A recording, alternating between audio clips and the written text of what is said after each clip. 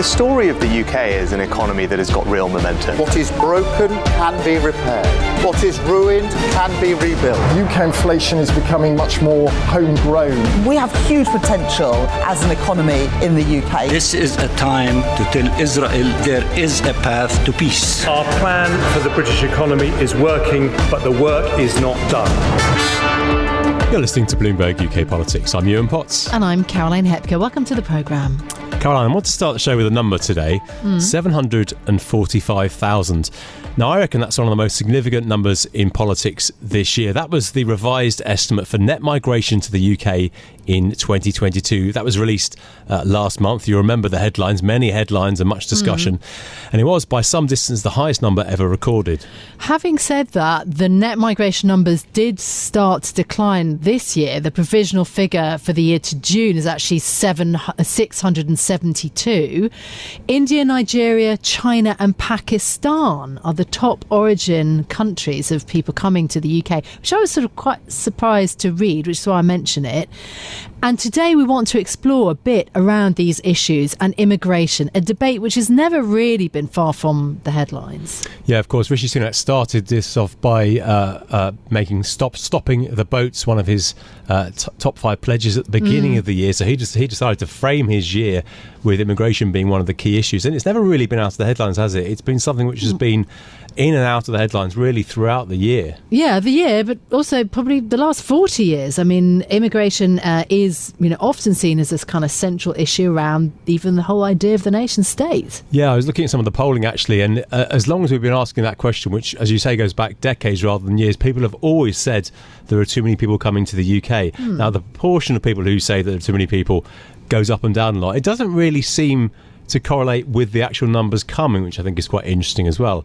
And actually there's some evidence that the saliency over the course of this year has actually declined a little, despite the numbers going up in the last couple of years. So it's not a straightforward correlation. No, which is fascinating also when you think about, whether it is also linked to economic insecurity, and especially given the cost of living crisis that we've had. So again, the statistics are quite sort of complex on this issue. Yeah, and I think a lot of the polling suggests that people are keen for immigration to be controlled. I think a lot of people are unhappy that it feels that immigration is sometimes not really being controlled by the government, and if perhaps the UK was better get a grip on where people are coming and why they're coming, then some people at least will be happier. Yeah.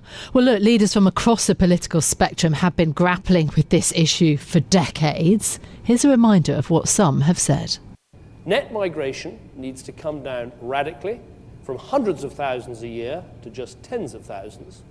And as we bring net migration down, so we must also make sure that Britain continues to benefit from it.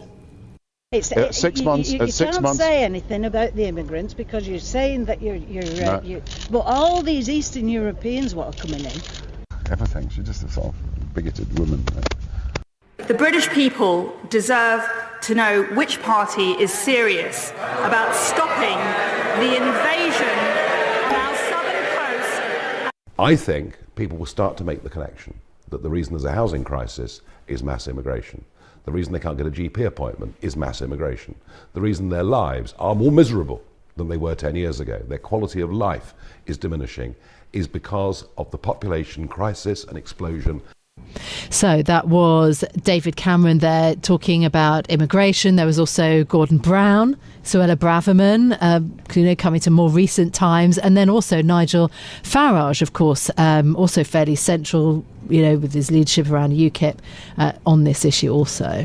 Yeah, Gordon Brown in the 2010 election, a reminder, of course, that it was an election issue going back 13 years, and of course way before that as well. And it's been a week where migration has again captured the headlines globally because the EU is hailing what it is calling an historic deal to combat illegal migration into Europe and in France. There are questions, though, about how constitutional government's new reforms are there, and there's been already quite a fierce backlash for the EU regulations, which have been a long time in the planning but have now emerged just this week. Yeah, really important deal. We're going to get more on that shortly. Here in the UK, plans to deport deport illegal migrants to Rwanda, still shrouded in controversy after being ruled illegal by the Supreme Court. Also worth noting that we're talking about all of this in a week where junior doctors are planning to go on another strike and NHS waiting lists are near record levels. So really interesting to discuss the connection between immigration and public services, both negative and positive. Yeah. I want to get more detail, though, firstly, on migration. It's not just an issue in Britain, it is also one for the whole of Europe. EU countries have, for the first time, agreed on a migration pact, including significant new regulations to tighten asylum rules as Europe tries to restrict migration. Human rights groups have been critical, saying that it will lead to more deaths and a surge in suffering, in quotes. It also follows a law passed by the French Parliament that restricts migrants' access to things like welfare and also increased rules around citizenship. Joining us now to discuss is Bloomberg's reporter based in Brussels, usually Max Ramsay, but Max is actually with us in the London radio studio today.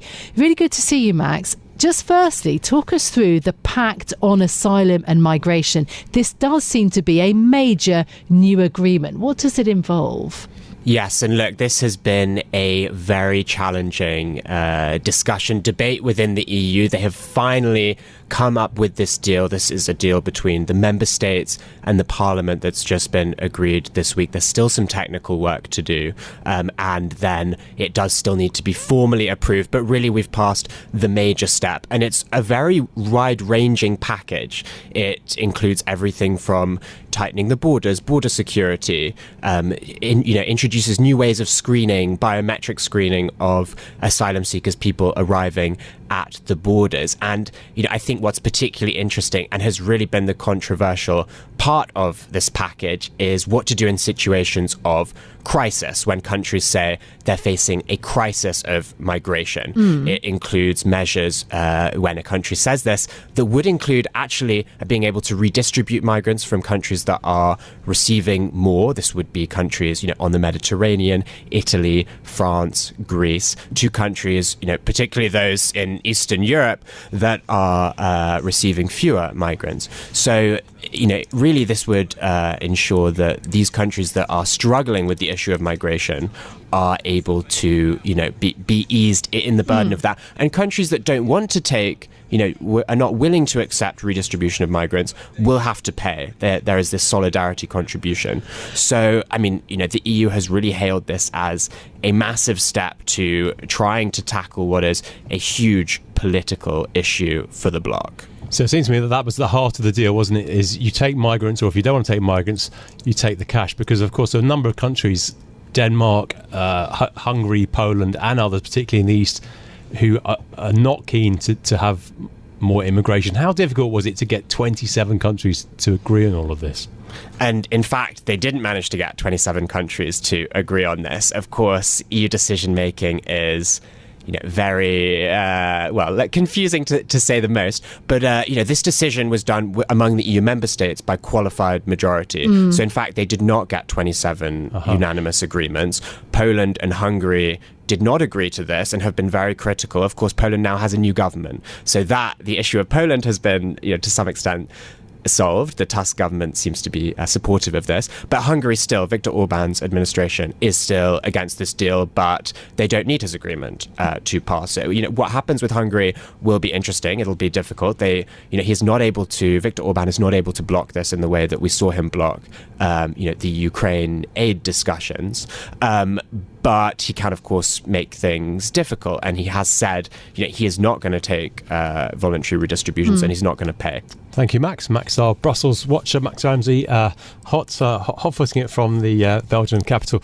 Really interesting. I heard somebody speaking on the radio yesterday about this deal, suggesting that it would mean far fewer migrants arriving in Calais. So that would be an irony, wouldn't it, if the EU ended up helping to solve the UK's issues over immigration. Whether that happens or not, I think is not yet clear, but an interesting thought. Yeah, well, we don't know whether that might affect things. I mean, of course, despite Brexit, the immigration policy here in the UK requires some degree of cooperation with other European countries. But the EU itself is dealing with conflicting priorities and opinions. And we actually recently spoke to Baroness Catherine Ashton on this subject. She is a Labour Life peer, but she's been deeply involved in European politics. The European Union's first High Representative for Foreign Affairs and Security policy. She was also the first female EU Commissioner for Trade, as it happens. And we spoke to her about the issue of migration, started by asking her if she thinks that European countries are actually experiencing a shift, perhaps based around immigration, but a shift further into right-wing politics. There's always an election somewhere in Europe. 28 then countries, now 27. You are always in a cycle. And it's very difficult to take a snapshot at any given moment. It will give you a false impression. So if you look now, we've got Poland with Donald Tusk. You couldn't get more European than the former president of the European Council. You've got the Netherlands with what will happen there. We don't quite know. You've got Slovakia, but he's been in government twice before, so he's a known quantity. And of course, you've got Hungary with Viktor Orban, who has been the most consistently challenging member when it comes to, for example, support for Ukraine. You look across and it's very difficult to give a real clear picture that says it's moving right. It could be. We know that there are, Italy, we know that there are issues about what happens. And so you after don't Macron. detect anything unique about the situation around Fortress Europe and really the increased focus on immigration. I mean, that's one particular issue, but you don't detect a rightward move on that front? I think in terms of immigration, it is something that is stoking a move to the right, and it's being used by the right to stoke the move to them. So it's an issue that people are concerned about. They're concerned about it because what they see is greater numbers of people on the move, and with climate change we're likely to see more people on the move. A lot of them will not come anywhere near Europe. Most of it's happening on continents, particularly on Africa, but we will see people wanting to come to Europe, and that inevitably is an issue that political parties are going to have to show that they've thought about and they have a good response to. And in the EU, the big challenge is between southern states who are on the receiving end of lots of people, and under the current rules people remain in the country in which they first arrive, and the northern states, and how far they're prepared to support the southern states, both by taking people and by being willing to support and fund what's going to be necessary. And you've seen all the machinations going on in Brussels. And we've seen the proximity between the UK Prime Minister Rishi Sunak and his counterpart in Italy, Meloni, and their attempts to forge pretty controversial plans around dealing with the immigration challenges. We've seen immigrants come from Ukraine, of course, and broadly welcomed at the start of the conflict. You mentioned Viktor Orban, who's been standing in the way of this funding that's so desperately needed for Ukraine to pursue its counteroffensives against those Russian forces. What is your expectation? Do you think Europe essentially and ultimately gets this across the line? Is he grandstanding to unlock funds that Hungary is looking for itself? Is this a domestic political play by him? Ultimately, do you think the EU manages to get this across the line? I think they will. Viktor Orban likes the benefits of membership very much, but doesn't like to do the stuff that actually would make a difference to others, either in the EU or outside the EU. And if necessary, what you will have is a sort of outside of the EU structure, an agreement between the other countries to produce the funds for Ukraine, with the Commission supporting that. I mean, there are lots of ways around it. Europe and the institutional framework looks very rigid when you first look at it, but they're very good at coming up with ways of fixing things or changing things. There is a problem more generally when you've got one country able to hold up something that all of the other countries feel is really important. But let me just make one note of caution.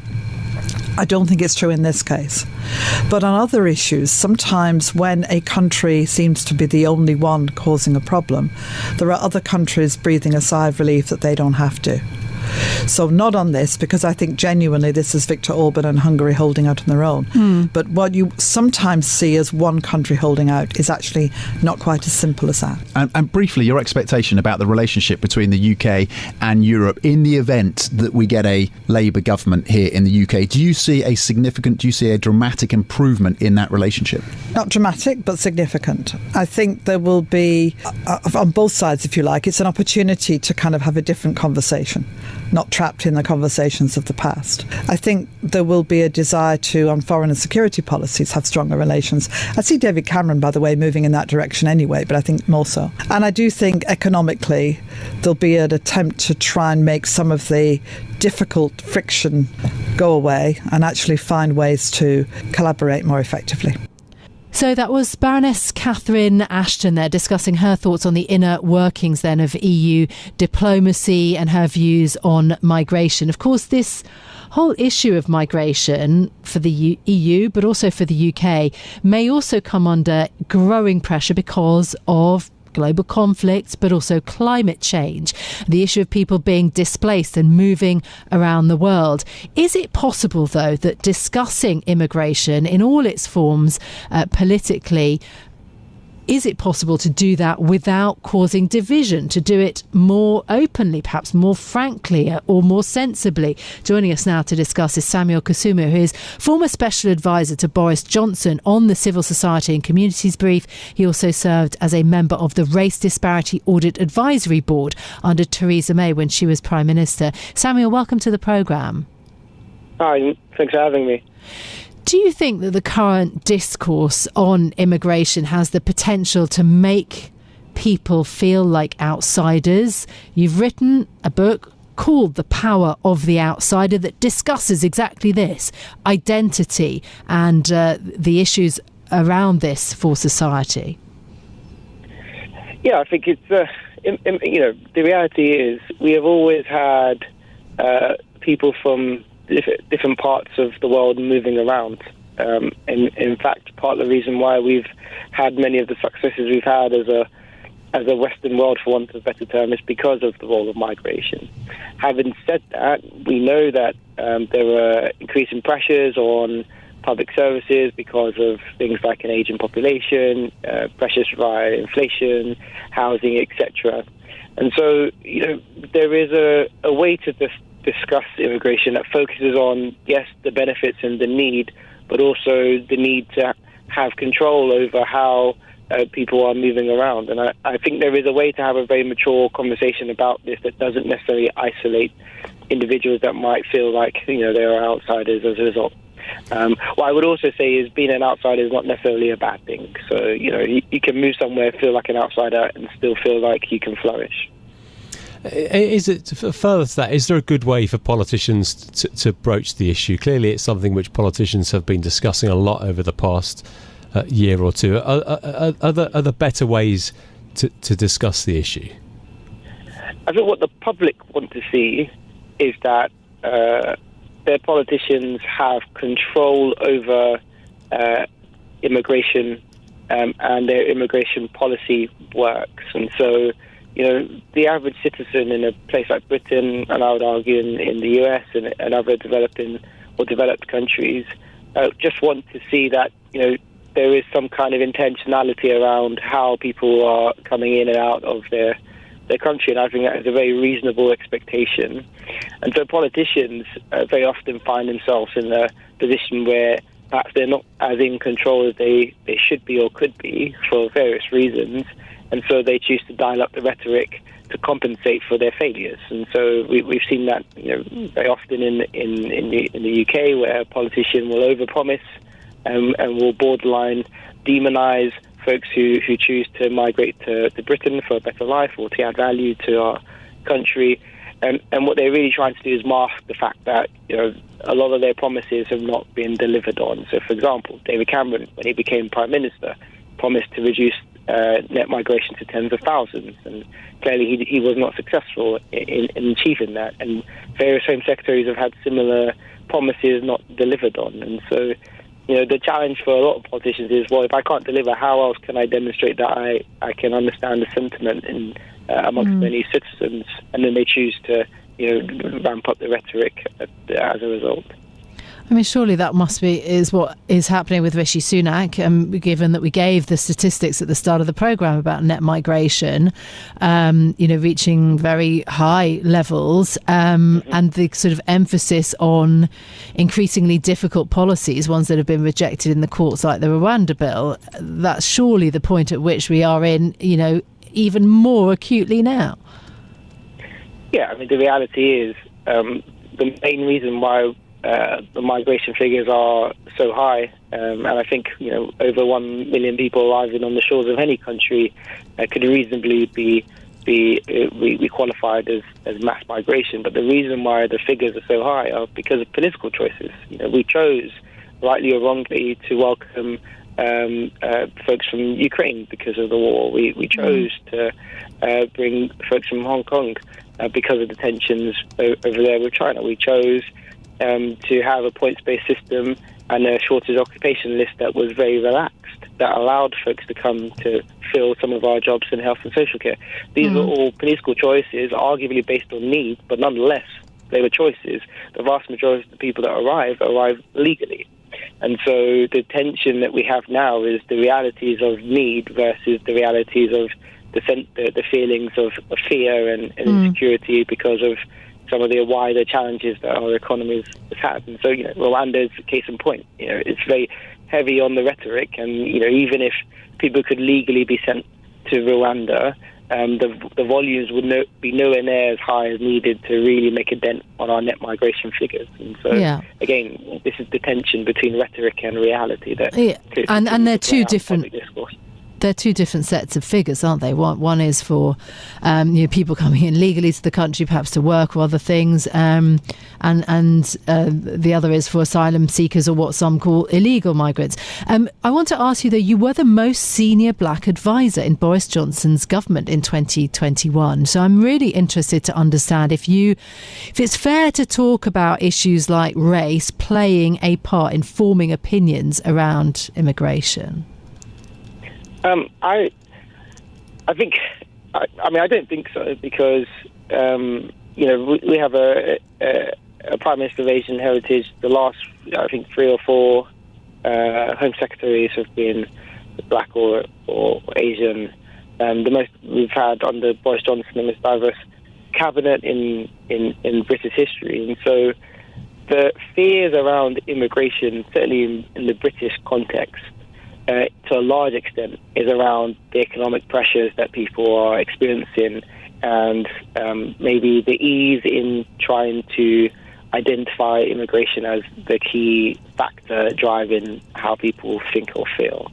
Maybe 10, 20 years ago, the fact that people were different in terms of how they look might have been a more significant factor, but I don't think that is the main driver right now. Clearly, for some people, it will be a driver, but I think for the majority of Brits who are uncomfortable about the levels of migration, it's got less to do with, even, dare I say it, this idea of cultural integration, and more to do with the economic reality that they are facing and needing to find a reason or a scapegoat for that. So, Samuel, Britain's had a lot of immigration in recent years. What's your judgment about how we're doing as a multi-ethnic society in comparison with some of our European neighbours? I mean, we're clearly more advanced than pretty much all of our European neighbours, in the sense that you go to London, for example, it's an epicenter for multiculturalism, I would argue. You've got people from all walks of life, races, classes, religions, all in that place. And the majority of the people there get along and live side by side, maybe perhaps not as integrated as I would like, but certainly relatively harmoniously. Having said that, we still have a long way to go, and the challenge is, because we're so far ahead of our European counterparts, you go to places like France and it's like a completely different world to what we experience in the UK. But because we're so far ahead, very often some people feel like that gives room for us being allowed to be complacent, but there's still so much more for us to do. As I say, we might live relatively harmoniously side by side, but we're not as integrated as we could be, and of course inequality still exists in many respects because of various factors, including of course people experiencing racism. But again, I always try to remind you that we've made so much progress, and actually for us to make more progress, it is not just the responsibility of politicians, but all of us as citizens have to do our bit to try and make sure that we reach out to folks that we might not understand or typically hang out with, that we learn about how different people do life, and we try and find ways to find common ground where it might seem like there were divides. Samuel, thank you so much for being with us today. Samuel Kasumu is former special advisor to Boris Johnson on the Civil Society and Communities Brief. A really interesting conversation. He's also the author of the book, The Power of the Outsider. Well, that's it from us for today, our conversation around immigration. If you like the programme, don't forget to subscribe. Give it 5 stars so that other people can find it on Apple Podcasts, Spotify or wherever you listen. And do join us tomorrow for a look back at the eventful year of British politics with Kitty Donaldson, our UK political editor. Today's episode was produced by Tiwa Adebayo and our audio engineer was Max Green. I'm Yuan Potts. And I'm Caroline Hepker. This is Bloomberg.